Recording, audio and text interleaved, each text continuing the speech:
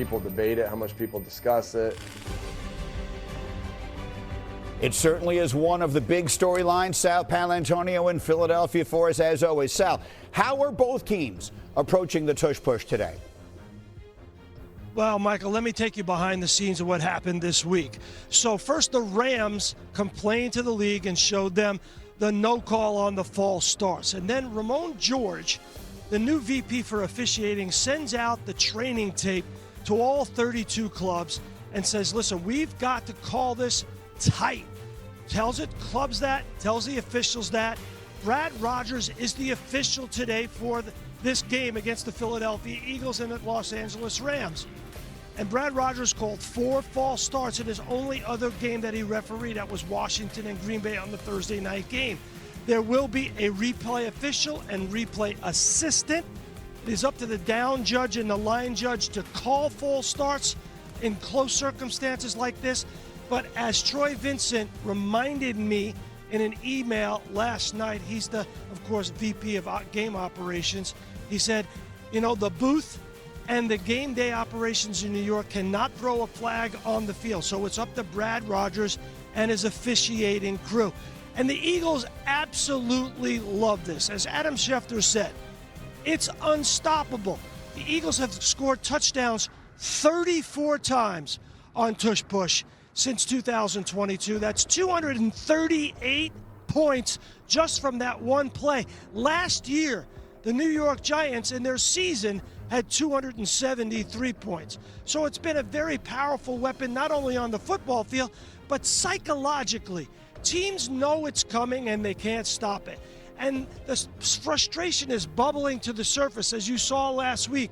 Chris Jones out of his mind. They ran it 7 times. Frankie Luvo right behind me in the end zone, jumping over the pile to where Sean Hockley has to say on national TV, you do it one more time, we're giving the Eagles a touchdown.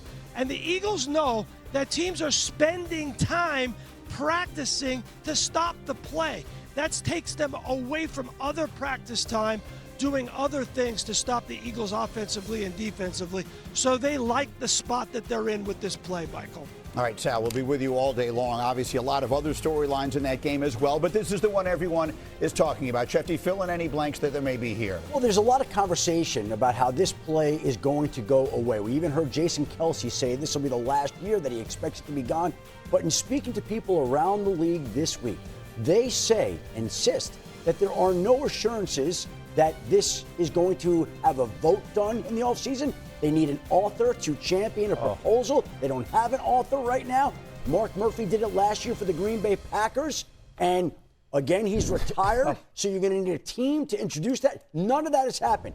Could it happen? Absolutely. But right now, in late September, there's no movement to get rid of the play. So going forward, the Eagles say if it's so easy to do, why aren't more teams doing it? And I could also tell you that with the NFL sending out that instruction from the referees this week, I think the feeling is today, do not be surprised if and when the officials call at least a false start on the Philadelphia Eagles on one of these plays. Alex. This is it's depressing to hear you say that, Shefty, honestly. I mean, I think, at least I was hopeful that this was like the farewell tour of Maybe the it tush is. push, like Maybe. the final season of it. I mean, listen, we can get into, like, I think it is an extremely boring play to watch in a very critical situation.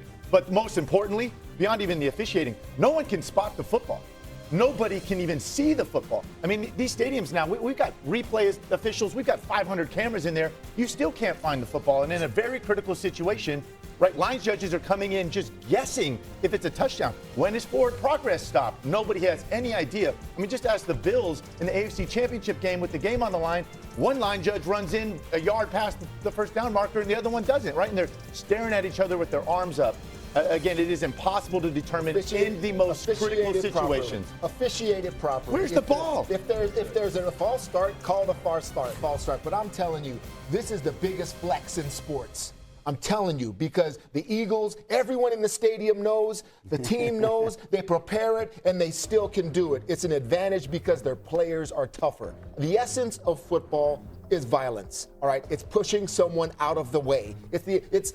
I've heard like Steve Young and all these quarterbacks, the artistry of the quarterback and all. No, when you come down to it, it's blocking, it's tackling, it's who's tougher, and this is what the Eagles are. They're just tougher and stronger, and their O-line is better than everyone else, and no one can stop it. I respect the play. Even as a defender, you have to figure it out. However, I can't stop this play if they're false starting, because I'm in a 4-point stance and I'm looking inside at that ball, and then this guard comes and hits me in the back of the neck.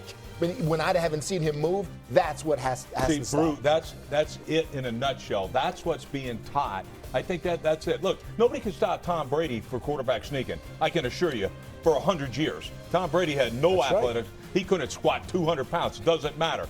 They blocked it well. So this play, I don't want to see thrown out. I want to see it officiated properly. And when you see, look, the Eagles are teaching the guards to fire off a little early. Why is that important? Because you're on your heels. You're not attacking them. They're attacking you. You're in the catch mode now because you can't react until the ball moves. So what it is, a typical cadence, all right, fans, is this. Blue 80 said, hut. And so what they're doing now, the guards are jumping just after the set, right before the hut, like it's that quick.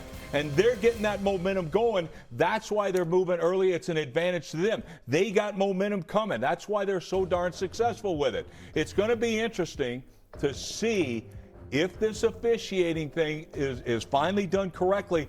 Will they still have the success? I think they're still going to have a lot of success. I don't think that for a minute. Why? Because of those physical traits that you explained. They are physical. They're well coached. That offensive line coach does a hell of a job. But make no mistake by it, fans. All right? Tom Brady, you can look at the numbers. Back in New England, back when I called a timeout against that stupid undefeated team, right? Okay, by the way, we stopped them. That play, we stopped them again, another play. On defense, you're allowed to make a damn play. All right, shut up, quit making excuses, make a play.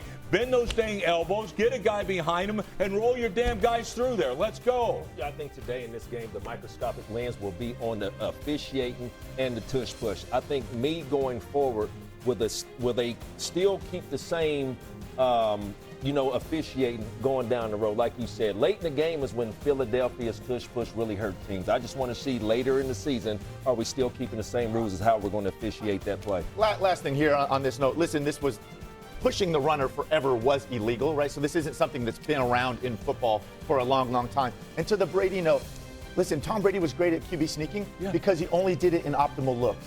They were an offense that had double calls. So if you put a bunch of big guys in there, they handed the ball off outside and had to take risk in handing the ball off 4 yards deep. It's different with Eagles. They do not care what you line up in because they take all these advantages, right? There is no more neutral zone, by the way. We've just lined up on the football. What happened to the neutral zone? We don't enforce that anymore. And then obviously even jumping the count. So listen, it's hard to watch, but certainly there's a lot at play here. It's not the only storyline in that game. The Eagles, by the way, are the only team in the sport without a passing touchdown on the season. We will dive more deeply into what their offense needs to get right as we continue today. Randy will have thoughts on that. And there's Matt Stafford getting ready to go. He's had a big weekend. He was there to support his buddy Clayton Kershaw the other night.